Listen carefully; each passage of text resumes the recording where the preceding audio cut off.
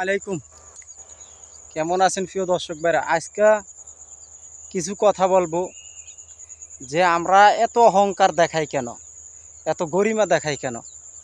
আমাদের প্রথম গোসল করাইছে অন্য মানুষ এবং লাশ গোসল করাবে অন্য মানুষে।